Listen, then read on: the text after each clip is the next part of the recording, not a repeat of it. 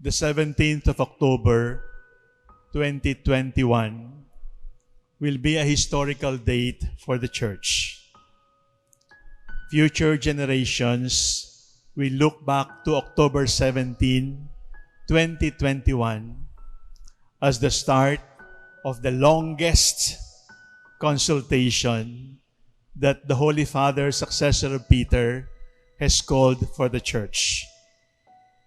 Starting October 17, 2021, until around October 2023, there will be consultations in dioceses in many different areas of the world in order to prepare for what is called Synod of 2023. A synod comes from two Greek words. A synod means same way, same road, same path. A synod is not an event that will happen in 2023. The synod is the Church herself, because the Church is God's pilgrim people.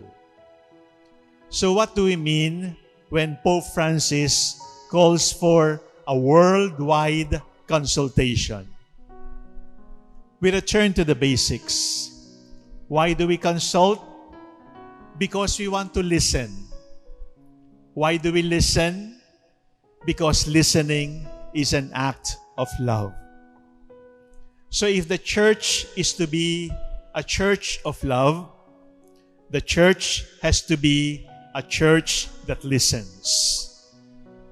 We cannot afford to be a church that is self-absorbed, a church that looks at itself only, a church that only is motivated by self-preservation.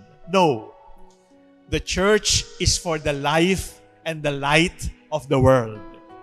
The Church is here for the salvation of the world. So, what is to be done? The Church will be a listening church. Listen to the aches, listen to the pains, listen to the joys, listen to the difficulties of our people. We cannot avoid it. The Synod of 2023 is affected by the worldwide pandemic. There are a few things that we need to consider and listen to. Number one is the culture of death. It is not just the extrajudicial killings in the Philippines. It is also abortion in many different parts of the world. It is also the culture of war, the culture of terrorism, the culture of killing people in order for other people to live. That culture of death is all over the world. And to that culture of death, the Church must stand up to listen and yet to proclaim the gospel of life. So there is the culture of death. The second D is the threat of disease. The threat of COVID-19. But not only COVID-19, there is also the threat of Ebola in Africa. There is also the threat of AIDS. There is also the threat of HIV. The threat of disease is upon us. And medicine becomes more and more expensive because medicine becomes more and more in demand. So to the culture of death, the Church must listen. To the threat of disease, the Church must have compassion. And then the next D is depression. It is discouragement. It is despair. Working from home is nice, but so many people are getting to be mentally imbalanced because of working from home. Staying secure from COVID-19 in isolation is good and healthy, but we were not meant to be in isolation forever. And if we continue to live in isolation too long, then there can be a mental breakdown, a psychological breakdown, because no man is an island, no man stands alone. No man lives for himself, because we were destined to live in community. The incidents of suicide, the incidents of people hurting themselves, the incidents of resorting to drugs, to alcohol, and to other addictions, these are signs of a world that is depressed, a world that is distressed, a world that is in despair, a world that is looking for meaning. To the culture of death, the church listens.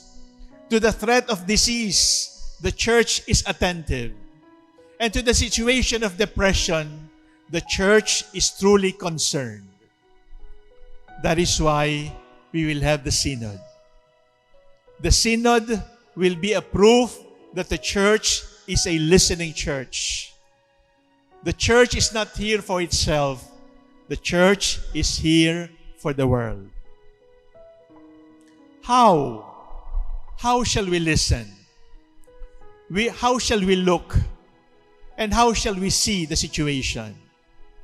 We will look at it from three perspectives. The first perspective is the eyes of Christ. We will look at it from the eyes of Christ. But we will also look at it from the eyes of the apostles to whom Christ had entrusted His mission. But we will not only look at it from the eyes of Christ and the apostles, we will look at it from the point of view of the crowd, from the point of view of society. As we want to convert society for the Lord, society must also convert us to become more human, to become more compassionate, to become more merciful. Please remember those three characters, my dear brothers and sisters: Christ, the apostles, and the crowd. They must work together. You know why? Because if the apostles do not have Christ, then the apostles will only be a non-government organization. If the church does not have Christ, the church will only be a political ideology. So the apostles need Christ. But Christ needs the apostles. Because if Christ stayed alone without apostles, if Christ stayed alone without the church, then Christ would just be one of those historical figures in history. But Christ is not just a historical figure. Christ is not just an ideology. Christ is a person. And the person of Christ is continued in the church. But when the Lord and the apostles are together, and if we are separated from the crowd, if we are separated from the society, is that good? No, it is not good. You know why? Because if the Lord and the apostles are together, separated from the crowd, separated from society, what will happen? The church will just be an elitist organization. It will just be an exclusive organization. But we are not that. The church exists for the world. That is it, my dear brothers and sisters. That is what the Pope wants to happen to the church. I tried my best to summarize for you because I know you will not read what the Pope has written. This is what he says. A synod is walking together on the same path, on the same road. Listening to the signs, to the groans, to the laughter, to the smiles of the people, to the culture of death, to the threat of disease, to the threat of depression and discouragement and despair, man's search for meaning. The church is there, listening. But we will listen not as an NGO. We will listen with the eyes of the Lord, with the eyes of the apostles, with the eyes of the crowd.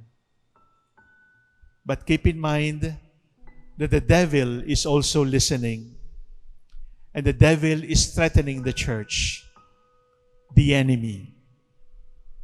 We must be vigilant as we listen, because the noises are so many. And if we are attuned to the Lord, we will recognize that the Lord is not only in the church and in the scriptures. The Lord is in one another.